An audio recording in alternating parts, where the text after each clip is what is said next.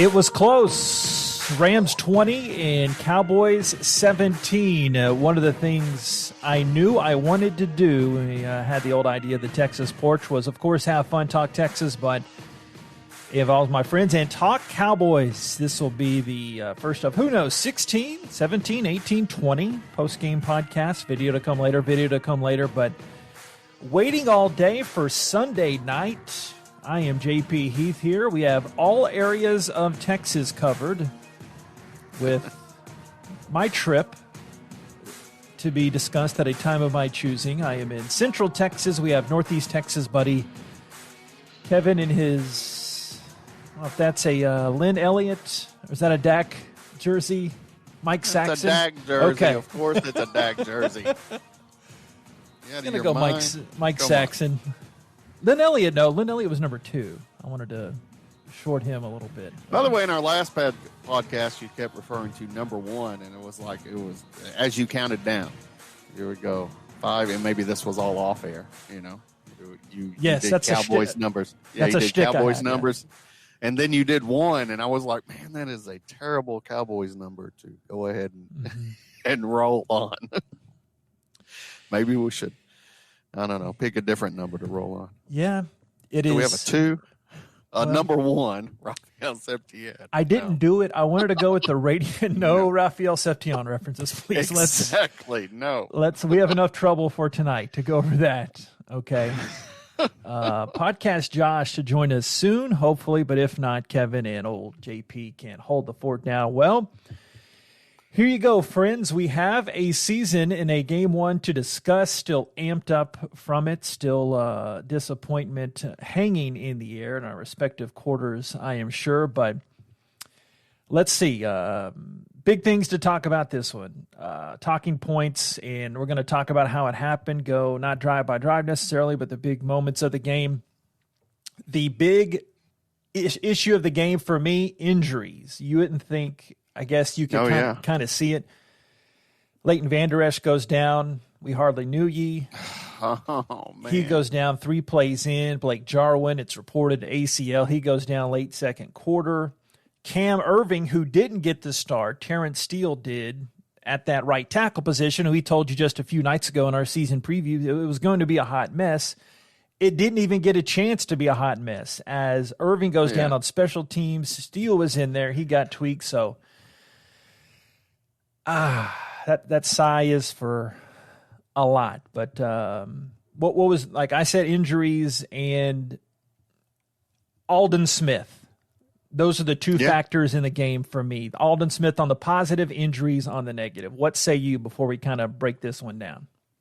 Well, I agree. Aldon Smith on the positive. He looked very good tonight, and it looks like a good pickup. Everything should be nice there. Losing Vander Esch.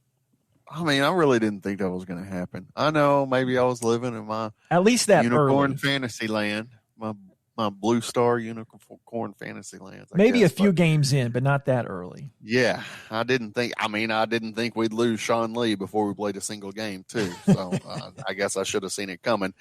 But Aldon Smith was positive, and I think the big national storyline will be Mike McCarthy on this one. Not going for it on 4th and 3, not kicking the field goal. Cowboys lose by that lack of 3 points in practically guaranteed field goal range. I'm sure that will be the national story, and we can talk more about that later or go into it now if you want, JP. Either way. Yes, I'm glad you hit it, because hit the positive, hit the negative, the injuries, and Aldon Smith the positive, but the tying field goal turned down. 4th and 3, as we were joking right before we hit the red record button. Okay, we're doing this here. It kind of just jumped on you, and they get it to Lamb. I saw some on Cowboys Twitter say Lamb didn't really finish his route, but Jordan Fuller made a tremendous play. He was looping around. He made a great play to drag him down. And I thought that was a worse throw from Dak. Like, Dak should have led him better. But looking at it, the play call, Lamb gave you the route he was supposed to run. It was supposed to be underneath the first down. You do that because there's room to catch, because they're obviously guarding that line. So you do it so you can try to make a move. I don't like that much, but I understand the reasoning. Lamb ran the route he was supposed to run. And in slow-mo and on the replays, Dak hit him far better than I thought he did in real time. I mean, Lamb had to sort of turn sideways instead of being able to reach out in front of him, but he didn't have to lose a step at all. He didn't lose anything. And as soon as he caught that ball and turned, it was on him. It wouldn't have mattered if Dak led him, he'd have a better chance of fumbling it. His arms would have been out. I like the call at the time. I can't go hindsight. I like the call at the time. Nick Eatman of the Cowboys tweeted, and it echoed what I said, what I was thinking, and I text you guys, and we expect Josh to come here any moment now. But I was saying, hey, you can't complain about Garrett not being Riverboat Gambler enough. Sometimes Garrett forced that last year, and then complain about them not going for it. Hindsight, it would have been the right thing, but your defense was playing well enough. They ended up getting their fourth straight stop. I didn't mind it. Some on Cowboys Twitter were exploding as if it was still Garrett, but I was okay with it. So it sounds like you were too at that time, but that ended up being the difference. I think I learned an important lesson tonight. I was telling you, off air that I am generally a go for it guy. My general philosophy is that they don't go for it near enough in the NFL, and the sole singular reason they don't is because their $1 million jobs are on the line, because it's about perception. They keep their jobs based on perception. So if they go for it on fourth down a couple of times and it leads to a loss, then they get fired, and that can cost them $5, $10, $15 million, depending on if they get another job or not. It is worth a lot of money. And so that's not the football decision. The football decision in most instances says go for it on fourth and less than 5. The percentages play out where it is heavily in your favor. There's been a lot of studies over this in the past 10 years, especially. And they were moving it. They were really moving the ball on that drive. Yeah. But again, I will say the lesson I learned tonight is that if I am not instinctually and immediately for it, very excited about going for it, it's probably a very dumb decision, because I'm heavily biased in favor of going for it. So if I'm not immediately happy about it, it's probably dumb. And frankly, I wish we hadn't gone for it. I wish we kicked the field goal. You take the tie. You mentioned at the time, you're on the road. You need to play a little bit more conservative. That was out of habit. I didn't really think of the context of being no fans, no momentum, really, no energy of that game. Yeah, both the things that would give you the home advantage, the crowd and the familiarity with the playing surface. Neither of those were in play for the Rams tonight. A brand new stadium, and there is no crowd. However, it is a little different. There is still that emotion of defending your home turf, and that still exists. And frankly, if they had played a little more conservative there, then we'd probably be in overtime right now and recording this podcast. And I'm going to go with – here's another thing I like to do. That's why it's hard for me to criticize it. At the time, I had no opinion. I just wanted them to make it. The not having an opinion is the lesson I learned. If I don't have an opinion, it's probably a stupid call. So that is probably where my gut will go in the future on this thing, but I have to be clear. Not if Gallup isn't called for that push-off late in the game, which we're going to get to later more in a second. So you can't you can't be wishy-washy. That ball. I know you have, and of course Jalen Ramsey goes hypnotic and it goes crazy, and you act like anyway. But I will say this: I always try to form an opinion before the outcome of the play. And I try to stick by that, because something can be a good decision and still fail. Something can be a bad decision and still succeed. What I don't like is people who will never, if you see them going for it on fourth down and I look at them, I go, hey, you think this is a good idea? They're like their opinion on whether it was a good idea or not is based entirely on the outcome. I don't like to do that. I like to factor in what's happening at the time and then make the decision and then just stick by it. It's not going to work every time, and it can be dumb and work. That didn't happen this time. It was a complete surprise, and I had no opinion really at the time that it happened.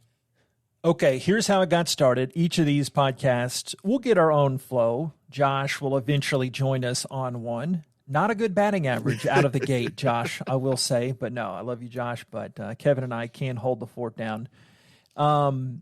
Here's how it went down. I'm not going over every play. I'm not going over every drive necessarily, but kind of the ebb and flow of the game. So it starts out, Rams get the ball. Malcolm Brown looks like another 34 from the University of Texas, Ricky Williams. And he gets... What is it with the Rams and running all over the Cowboys, man? What is going on? You read my mind. It was like C.J. Anderson all over again in January of 2019.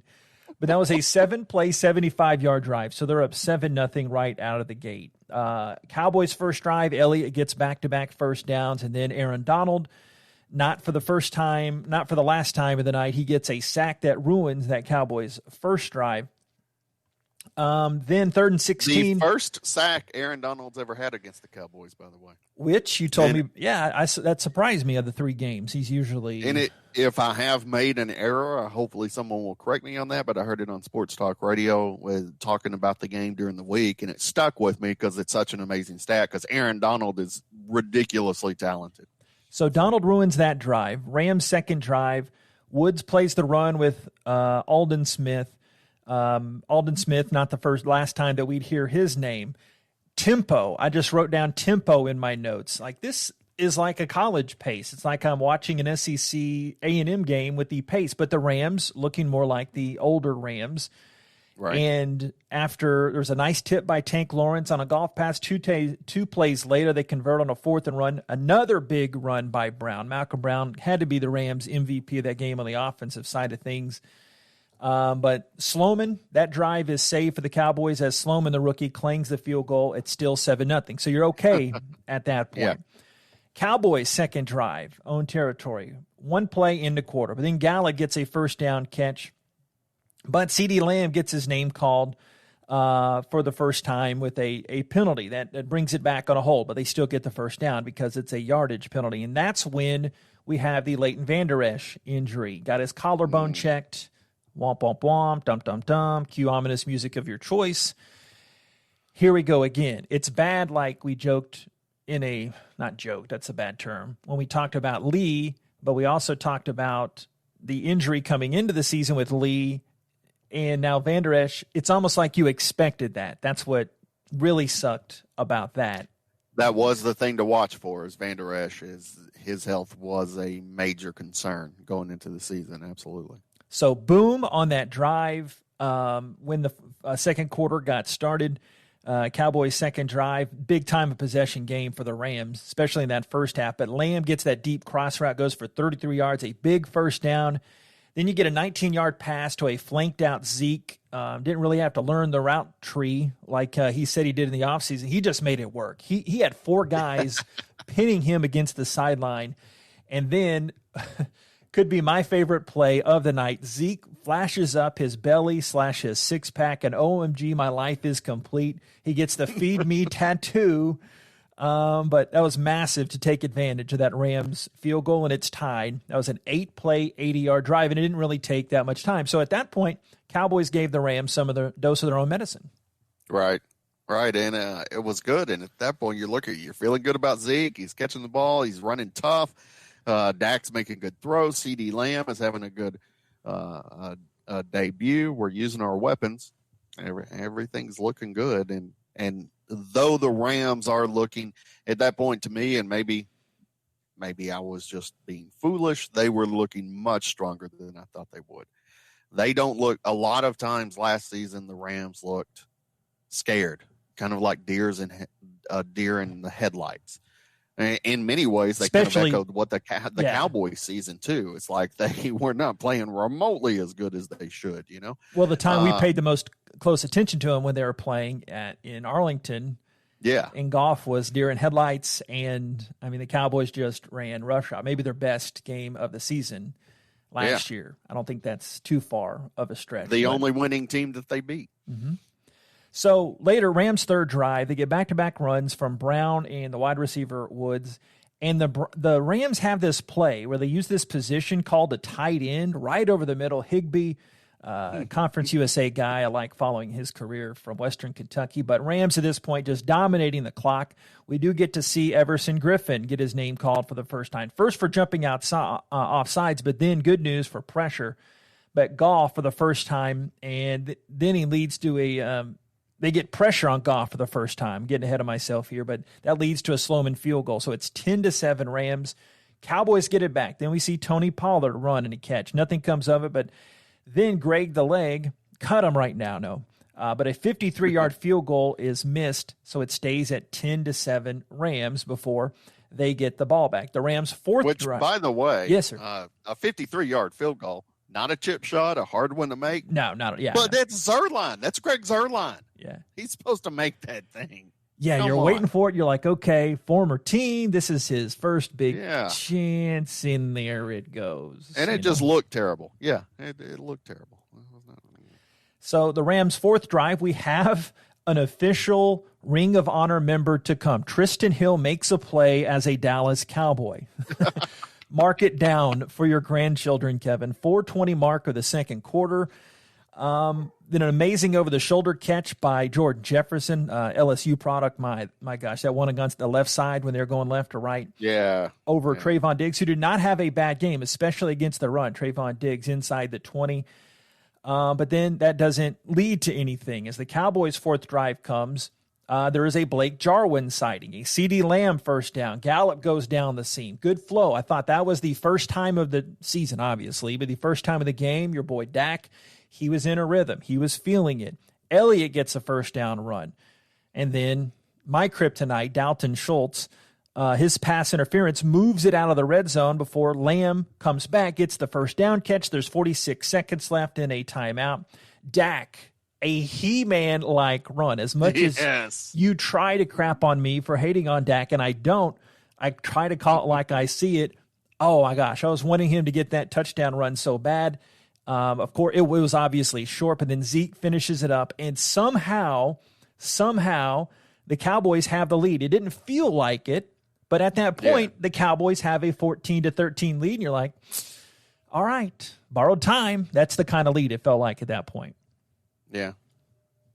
So right as Collinsworth was saying it, I was thinking it. Probably bad news for one of us that we're thinking like each other, but hard to believe the Cowboys are up. So you go to the second half. Cowboys have their first drive, looking to double up. Always key. They have all these analytics about getting the last drive for a score and getting the first drive of the second half for a score. Cowboys look to be moving, but Michael Brockers gets that third down sack. That forces a punt. Cowboys can't take advantage. Thanks a lot, Connor Williams. Rams get the ball the first drive of the third quarter. A lot of quick screens, like you mentioned a couple of minutes ago. This looks like the Rams, not the Kurt Warner greatest show on turf Rams, but the couple of years ago NFC champion Rams. But like Robert Woods looks like Isaac Bruce or Torrey Holt. They got a lot of quick screens, some bubbles, big catches to move the chains, and then Malcolm Brown, the Longhorn great, his second score for them. A monster drive, 11 plays, but that was 85 yards, and the Rams take the lead back that they eventually would never give up, 20-14. How are you feeling at that point? Like the Cowboys needed to come back and answer, and I thought they could too, although letting the Rams get that, not getting a score at all or even looking very good on the opening drive of the second half was tough. The Cowboys kind of needed to seize some momentum there, seize their momentum, and make a statement, because the Rams, as you said, it was surprising the Cowboys. It didn't feel like the Cowboys had the lead. They did at the half, and that's because the Rams had the ball most of the time. They were able to do what they wanted. They ran it well all over. I'm not sure which one of the defensive players was Will, but they ran all over him. And they were able to throw the ball, too, and make completions to everybody with very little pressure on Goff too. So giving them the opportunity to get that back up. However, the Cowboys should be able to get this back if the defense tightens up for the rest of the half. Yeah, let the Cowboys ride. Dallas forces a punt on the Rams' third drive, measured at 1 mile by Johnny Hecker, I think. He just absolutely bazookaed that one. So Cowboys get the ball to start the fourth quarter. Zeke, how about this? again, he's professional athlete. I'm 300 plus pound broadcaster. Okay. He has a drive. The drive starts with Zeke runs of 9, 6, and 6. And then he taps out. We saw this some last year. And like, okay, Yeah. but then not that Pollard did anything to stand out good or bad. But where is Zeke at that point? I'm really confused at that. Maybe I was missing nuance, but I paid attention the whole game and I didn't see an explanation. But he did come back later in the drive, but that was the drive that ended up. Great find by Dak to Cooper. Later sets up that drive in that play that we've already talked about. Tying field goal is turned down, 4th down and 3. It was a pass short of the sticks to CeeDee Lamb, who had a pretty good debut. I'm not going to say him as he's next Irvin or Bryant or whoever, but Jordan Fuller had the better of the plays. A tremendous tackle to drag him down, and Jason Garrett does not go for it in that situation. You wanted aggressive, you got it. Mike McCarthy has that reputation coming in. It is what it is. Stick with your gun at that time. I liked it. You're moving the ball on offense. Your defense had made 3 straight stops. You're about to get your 4th straight stop. I don't mind it one bit. The play that they decided at that time. I got to say, I didn't like it. I didn't dislike it, but look at it from this end. Okay, sorry. I usually go for the tie on that. I mean, I think I was really thinking hard about this, about the risk versus reward. Here's the reward. You go up by 4. Yes, exactly. That was my point. You go up by 4. That's the reward. That's a pretty strong reward. The risk is if nothing else happens in the game, you lose. And that's exactly what happened. So that was the risk. That is what happened. So it seems, and you only need a field goal to tie in the future. Your offense is the Cowboys' offense. It's good. Your defense has been playing pretty well.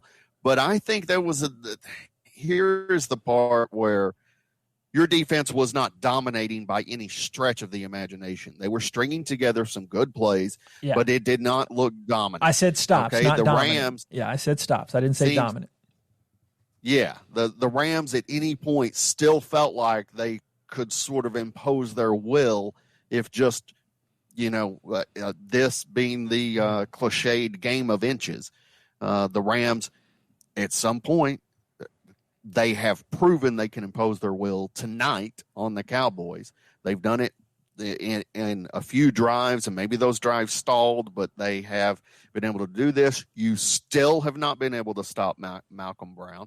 So the running game, so you look at the clock in that situation. So I don't know. I take the tie. I take those points, I take those. I do not think there would have been less than a 5% chance were I calling the game that I would have said go for it, and I like going for it.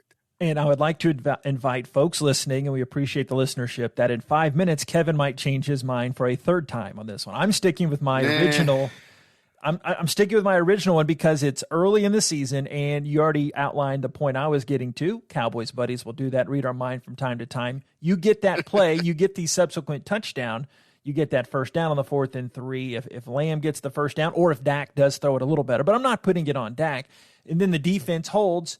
We're all giddy, and we're talking about, oh gosh, 16-0, man. Here we come. What a great. Honestly, what I said, what I like to do, make my mind up before the outcome comes. I think still, had we won the game, I would have gone, I'm not sure. I still think I would have taken that field goal. It's a result. I'm pretty sure business. I would be saying the exact same thing because I try to make it a point to be like that.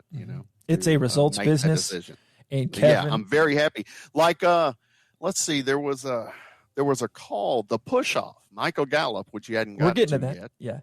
All right, I will talk a little bit about that when I try to be fair and consistent when I call a game. And JP, you've called football games. You have to try to be fair and consistent. You have to try to see the game from a realistic point of view. And if I'm going to try to be an analyst, I want to try to be real about it. I don't want to try to make the judgment in retrospect.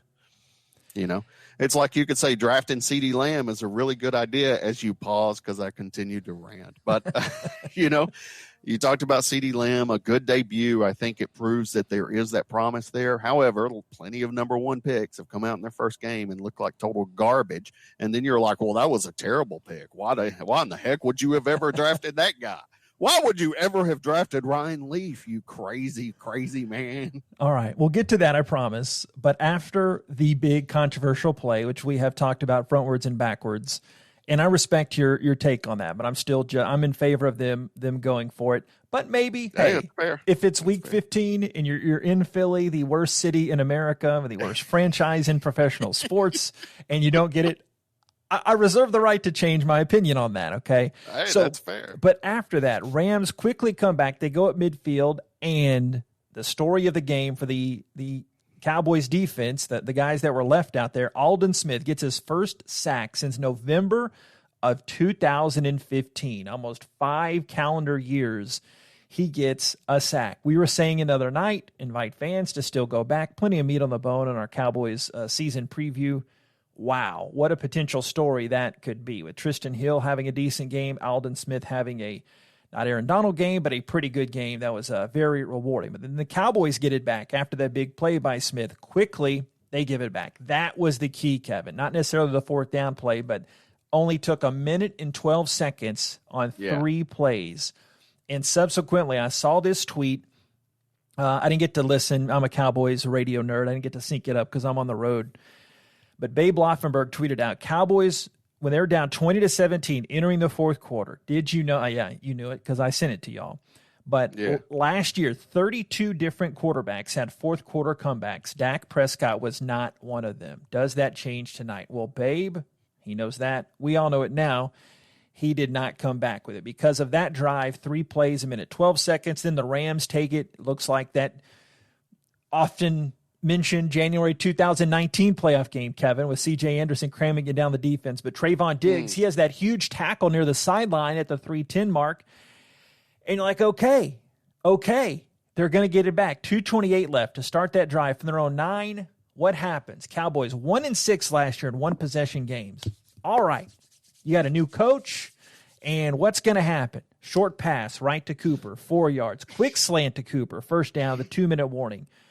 Dak gets a 12-yard run on 3rd and 13. Another huge Dak run. He's always been good at carrying the football. Zeke first down on very 4th and short. But incomplete through the hands of Schultz. Big surprise. This will not be the last time this season I rag on Dalton Schultz. But then the deep ball, the other subsequent play of the game that would have turned the tide. Deep ball to Gallup is called back, and that, in essence, that did it. Looked like Gallup pushed off a bit in slow-mo. Real time, I didn't see it, but I had the fervor in wanting him to come up with that. And that 20-17 went through it rather quickly. That's how it stuck up. On that pass interference in real time, I saw it and I knew it happened, and it looked obvious to me in real time. And they slowed it down, and Collinsworth was talking about it. It's like, I don't know. And even they had their NFL analysts. They're like, you want to try to look, and I'm not sure if, it's really here. In real time, Jalen Ramsey is not acting when he falls backwards like that and his feet get in front of him, and then he has to pull himself back up and still, basically make a play to get the tackle. Yeah, he's just so good. He can any other quarterback falls down from getting pushed like that, is not able to catch back up. That's a good point. Don't fall down, they catch back up. He gets first down. Gallup in no way, well, I won't say in no way. Michael Gallup's fantastic on contested catches, but Gallup has almost no chance, realistic chance, beyond a He-Man catch, to catch that with Jalen Ramsey, who is one of the best, if not the best cornerbacks in the league, without pushing him away. And that's how Collinsworth said it on. He said, Michael Gallup just finds a way to catch that ball. And I said, yeah, the way to catch the ball this time was to shove Jalen Ramsey off to the side. So I take that was the way to catch the ball. I take it you agreed with the call. Okay, I take it. The call was a good call. It was a good call. And this was the example I wanted to say. I try to be fair. There was another bad call. Cowboys, they got the ball, one of their stops in the first half, I believe. Jared Goff got a big swipe to the face. It was hands to the face clearly on the quarterback. It Yes. did not get called, and I was like, well, I'll take it. But here's the deal. Maybe it's my football voodoo coming out, okay? If the Cowboys start getting bad calls, I'm like, that's going to come back to haunt us. When we need to get a first down at the end of the game, there's going to be some kind of crazy call that didn't exist. It's some kind of makeup call from the universe. And no, I don't want it. I just want it called right. That's it. I just want it called correctly. That is all I want. So I try to be objective in seeing that. And that was definitely Michael Gallup pushing off. When it happened, I saw it, and I knew that was going to be called. Much respect. I'll give you credit for sticking to that one, unlike waffling on the 4-down-and-3 one. Okay. I'm not waffling. I never said that I have a strong opinion on it. I don't. No, you don't have strong opinions. I said I learned a lesson. All right, I got some news for you. If I don't immediately agree with it, it's dumb. Here's some news for you. Todd Archer tweeting as we record this one again in the heat of the battle after the game. So Mike McCarthy on his decision to go for it on 4th and 3. Kevin, you ready? Okay, yes. You have to trust your players. First time out in a game, I wanted our offensive guys to play wide open. We have the capability. I'll pull back when I feel like it's the best interest of, and didn't finish the quote in this tweet, but there you go. I understand that reasoning. That makes sense. It's logical. I still would have kicked the field goal. I'm pretty sure I would have kicked that field goal to get the tie. He goes on, I recognize it was a 3-point game. We still had a lot of time left. I just felt like it was a huge momentum play for us at that particular time. Kind of like we said earlier, if you look at the other side of it, if you make that, that's a huge momentum play. It doesn't guarantee the win, but it does a lot for you to get that first win. But that will have to come next week for the Mike McCarthy era. Well, yeah. Go ahead, sorry. Next week, baby. Cowboys get them. I get to be depressed and forlorn all this week, and then Sunday. That's the thing, though. I don't think this was one of those types of games. Like, I am it is for me, man. I wanted Dak to sign his autograph on the wall of that stadium. I was, oh, man, this was it. I have been battling with Dak haters all pandemic long. Why did you look at me? Why did you look into the camera at me when you said that? What? Oh, you're one of them. You're one of them. I'm not really. You're like, I love Dak. He's just, the 20th best quarterback in the league. But I wouldn't trade him for, but I mean, maybe Andy Dalton. You could put him in there. But I love Dak. No. He's now you're trash. Now you're putting. You're doing the Kevin side look that I've known since I was 20 years old. Anyway, things around the game. How about SoFi Stadium? I did not know this. I had a very Dr. Evil response. $5 billion? Put the pinky to the corner of my lip. It was mostly privately funded. My girlfriend also was like, $5 billion. That money could have gone to a lot better things. And I was like, well, there's not a lot of other things that bring in revenue too. Like if you're going to build new schools, she's a teacher. If you're going to build new schools, yes, I agree. That is a better thing.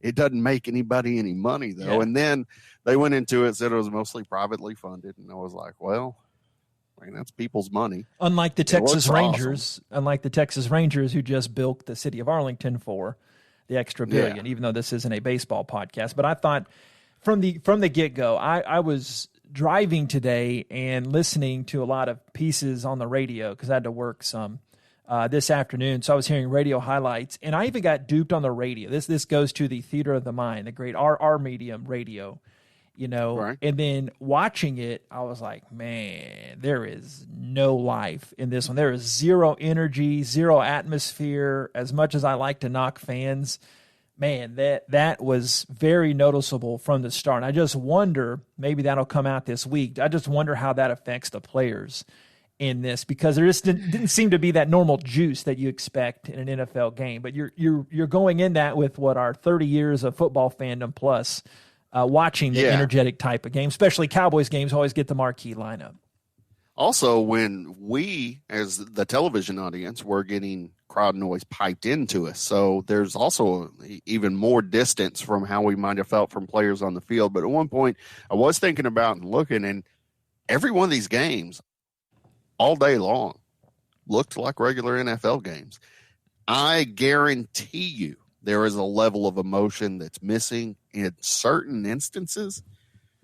But by and large, it is exactly the same things. And those players, I'm not one of them, and I haven't been there. I played Little League Baseball, played soccer as a kid. Hit a 90-mile-an-hour fastball. You know, that is the closest I can get to, there has to be a difference when everything is on the line. But the first game of the season might matter, second game. And in baseball, it don't matter at all. Mm-hmm. You're talking about what? The if you were playing a full season at least. You're talking what, the 23rd game of the season? Where no, it's not sold out anyway. Fans make no difference whatsoever in baseball for the majority of the season, except for the owners. I heard somebody say today they talked to some major league players. It took them a couple weeks to adjust without fans, but yes, they have adjusted since that. So I think you're partly right. But the cleanliness of the game, only one turnover in the game. I don't even remember a fumble recovered by their own team. I mean, there were penalties, but it wasn't this massive amount, this rash of penalties. So kind of goes to that logic. Hey, preseason football, as much as we like it to kind of whet our appetite, wet that whistle to get ready for the season, it was weird just jumping in the first game we watch being primetime regular season game without that kind of ramp up to it. And the Cowboys game didn't look too sloppy. The Houston and KC game looked, especially Houston. Houston looked sloppy in a lot of areas. I think they would have benefited from some preseason games. Some of the other games I got to see parts of this today, they didn't look real sloppy. But you mentioned penalties tonight. That was one thing that I thought about with the fans. It seemed like there were far less penalties. Mm-hmm. I mean, is that the biggest impact fans have on the game? They distract the players and they get penalties? Or distract the officials and they call it penalties, too. Yes. I mean, is that what? And I would wager that's actually, when you talk about logic and reason, that would make the most sense. We did go to and huge plays having an emotion, or something that's obvious, like at Seattle or Arrowhead Stadium, where you're getting, you're getting delay of game penalties because the offense can't hear their own calls or false starts like that. Those are things you can literally see that are a result of the fans. All right, let's go in the stat board. I want to do this after each game as well. First, for those hometown Rams, on the defensive side, you referenced this stud earlier, the best player in the NFL, bar none. I mean, that's not too much of a claim, right? Him or Pat Mahomes, 1 and 1A, right? Aaron Donald. Wait, who? Aaron Donald? Yeah. Yeah. See, it's got to be. It is so hard to gauge defense because, I mean, you could put Zach Martin on that, couldn't you? You could. That's an offensive line. But the impact that he had, and now I'm looking down the stats, they have him. The TV crew had 3 sacks, and then now I'm just seeing 1 sack here on the CBS defensive stat board. But Donald was he wrecked things in that game. In that game. On the offensive side for the Rams, Goff threw the 1 pick. Good job by Cheto Awuzie. I don't think I gave that shout out earlier how he got that pick. Cowboys only had 7 picks all of last season, but he gets that pick. That was nice. But Jared Goff, he was calm, and he was Jared Goff. More of 2 years ago, Jared Goff completed 2/3 of his passes, 275 yards, did not throw a touchdown, so it wasn't like this amazing game. We already talked about the Cibolo Steel legend, Malcolm Brown, former Texas Longhorn. It seemed like 18 carries were all bruising. He made them count. 79 yards rushing, 2 touchdowns, only had a long run of 12. But it seemed like, that's a very underrated stat line for Malcolm Brown because he had his impact in that first half of the game. Hey, what was his short run for, though? That's how probably it felt. So. Yeah. He might have had 1 or 2 runs at 1 or 2 yards, but Yeah, it felt like his shortest run might have been 5, and if his longest one was 12, that makes sense. But man, it was kind of like watching Zeke run. But this was Malcolm Brown. Mm-hmm. Zeke is a lot like that, where even his worst runs seem to be 3 to 4 yards. Yeah, instead of looking to get out of the way, looking to give that punishment. Receiving wise, leading receiver, last stat on the Rams, Woods had 6 catches for 105 yards. What was that? The third quarter drive where he really came up big for them. On the Cowboys front, Dakota Rain Prescott had a Dak Prescott type of day. Very sturdy. We already talked about his good rushing. Almost had a rushing touchdown. He had another big near first down on that last drive that turned out to be moot. But Prescott, 25 of 39 for the night, 266 yards through that one touchdown. I mean, he didn't go downfield too much until the end. That's when I was thinking when that ball was in the air to Gallup, okay, finally, they're going deep. You know, I agree. But I was missing that all game long. Last year, he had a fantastic deep ball. He was throwing it deep a lot. And this game, and I think a lot of that was Aaron Donald. He didn't have the time to throw. And Brockers, I think we may see going to judge this game properly, we got to see the Rams play some more games too. So, like, if they're really terrible, that does not speak well for us. But if they go about annihilating everybody or nobody can make a deep pass against them, then you're like, they got a solid secondary on them. They got some key coverage because we got 3 awesome wide receivers and couldn't go deep to any of them but once. And that was a pass interference. So, hey. Let's see, other stats on the Cowboys front. We already talked about Zeke, good all-around game, 22 carries, 96 yards. He had that touchdown. He had both of the Cowboys' touchdowns. The one that he made that tremendous play, bracket against the sideline, and somehow split those guys, then zoomed in, went into that extra gear. And then he had that rushing touchdown to clean up that great Dak run. But that was it on the rushing game. Besides Elliott's 96, you had 30 from Dak on just 3 carries, and Pollard only had 2 runs for 10 yards. Receiving-wise, it took 10 catches for Cooper to get 81 yards. So some of those quick slants. And hey, that's still his best game ever against Jalen Ramsey. One of the things I was listening to is that he has been shut down against Jalen Ramsey and maybe the Rams too, to like 2 or 3 catches, like in any of those games as the number one. This was his best game against the Rams, and I think his best game is against Jalen Ramsey too. Yeah, maybe Kellen Moore targeting that because he was targeted 14 times, had 10 receptions of those 14 targets. I didn't expect that. No, I didn't either. CD Lamb, 5 catches, 59 yards. It was good. I mean, you like that impact in the very first game to let you know. I mean, no play was just amazing that he's taking it to the house, but okay, receiving is they say the farther you are away from the ball, the harder it is to make an early impact. And early on, he had a very solid first game. Gallup was 3 for 50, and Zeke had that touchdown catch. 3 total grabs on the game on the Cowboys front. All right. I think CeeDee Lamb showed that he was very reliable tonight, and I'm happy to see that. I kind of expected them not to go to Amari Cooper and for CeeDee Lamb to be set up to have some sort of amazing debut.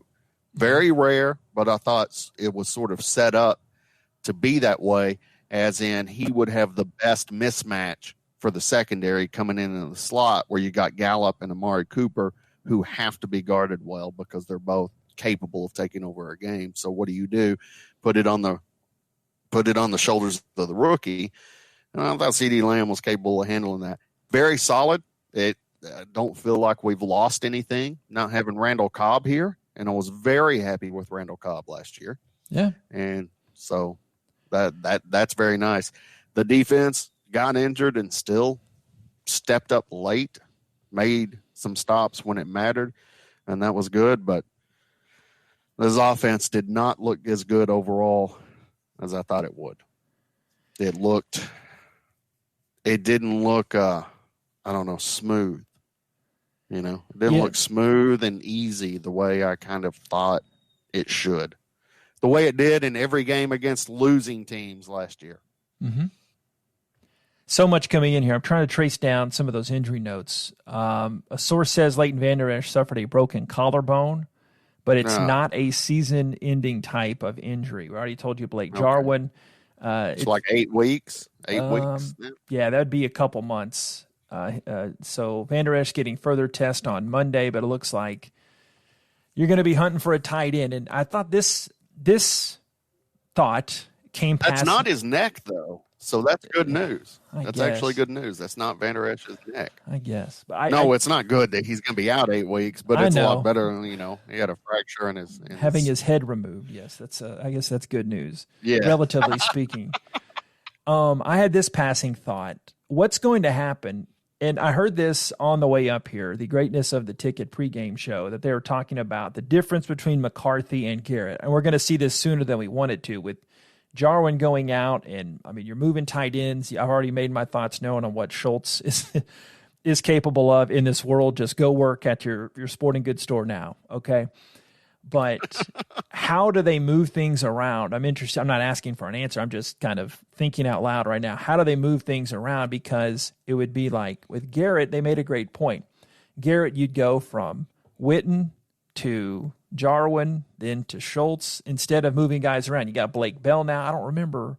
Blake Bell. That's right. Was he even? I don't know if he was even. I know he's more of a blocking tight end, but I don't know if he was activated for the game. But Blake Bell would be another option. I'm curious to see how he adjusts. And my gosh, Mike Nolan on the defensive side already, he had to have planned for this with Vander Esch going out. He already knew Sean Lee was going to be out. You got Joe Thomas playing the middle linebacker. Like what goes on there and what is adjusted? But hey, guys heal fast in the NFL, faster than you or me going down. Hey, I believe that Blake Bell is the backup to Jarwin, and Schultz is really more of the blocking tight end. So Blake Bell coming in, we may not have to look at Schultz getting targeted in the passing game that much after tonight.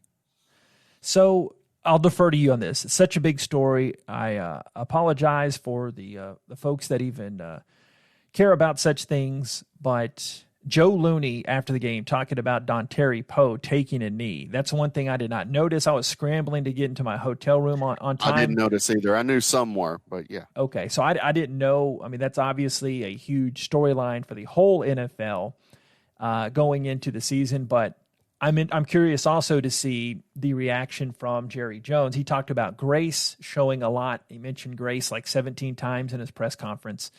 That he finally spoke after months and months of hibernation there on his yacht.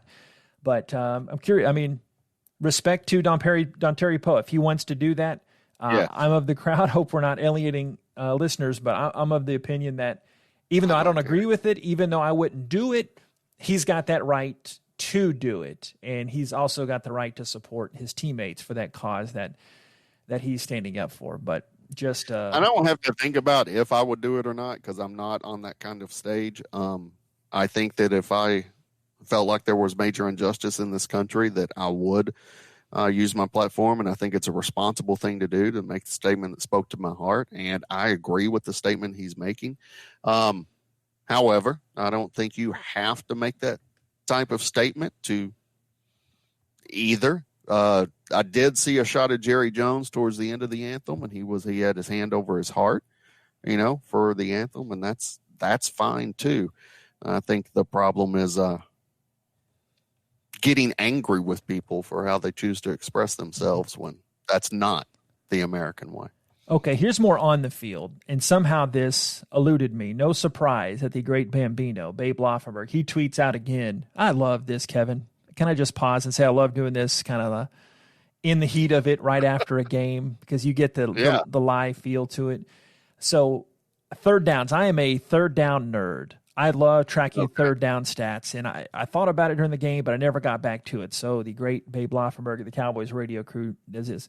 So last year, Cowboys were number 2 on offense, converting 47% of third downs. Number 2 on defense. They only allowed 33% on third downs last year from the defense. So tonight, offense was only 3 of 12. They couldn't stay on the field on third downs on the offense, while they let over a 50% clip for the Rams to stay on third down. That's huge. In addition to the fourth down play, it's a big factor in who won this game. In 3-point games, that's the type of thing that decides a game.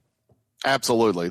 How you perform on third down, that is the key down, more so than fourth down even, because fourth down is a rare thing actually in the NFL.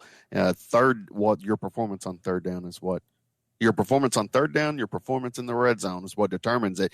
And you looked at, the Cowboys, it didn't feel like the Cowboys should be winning this game. Well, at the end of the half, I think the Rams were like 1 of 4 in the red zone, and the Cowboys were 3 of 4 in the red zone. Mm-hmm. That's I think third down stats speak to the outcome of the game, whereas things like time of possession are a symptomatic stat. They aren't an indicator stat. Like you go, well, they had the ball for 45 minutes of the game. They scored 3 points and they lost by 50. Yeah. It's symptomatic. Yeah, because if you're scoring first, it doesn't matter your time of possession. Yes. All right, Kevin, I'm going to wrap it up here. Want to end on a funny. Los Angeles Rams tweet out, "We've missed this. The game ball goes to the guy who made SoFi Stadium a reality, and they give it to Stan Kroenke." We were talking earlier to kind of bookend it. One of the main financiers of $5 billion for a stadium. Yeah. And John Middlecoff, who you don't know, side podcast, he has umpteen thousand more listeners than I do, but he says, spend $5 billion of your own cash. You better get the damn game ball. Yeah. On the other side of that, why do rich people get all the free stuff? Best parking spots. My gosh. Yeah. Oh, man. That is, and I hope that stadium goes to serving the community in a lot of ways, too, and bringing in a lot of revenue to the area, because it can be a very real economic stimulus to the region. That there is real tangible benefits to having sports stadiums, and I think that's a good thing. I love sports stadiums, and I can't wait for next week, Kevin. We've found something here. Screw Josh, man. Let's do it by yourself all the time. He's missed 2 of these in a row. Family. Tending to family. He said what? His dogs were putting on plays in the living room? Wasn't it something like that? I came to Temple to do this podcast. I had to get this podcast done. We've got Central Texas covered, Northeast Texas covered. Apologies to your girlfriend, Kevin, for the podcast. We got when he wrapped this up. Yeah, well, we're done. Can you hear that music, by the way? You like the music? Yes. There you go. All right, brother. We'll talk to you next week. All right, JP. Hey, go Cowboys next week. As always, have a great rest of this day or night. God bless you. God bless Texas. And Cowboys didn't win this one, but they'll get them next week. Cowboys and the Falcons, and we will be back with you here. Make sure you subscribe as well to the Texas Porch, the TexasPorch.com, that Mitch designed website. Have a great rest of this one. God bless you. God bless Texas. We'll talk to you next time out here on the Texas Porch. Cowboys lose.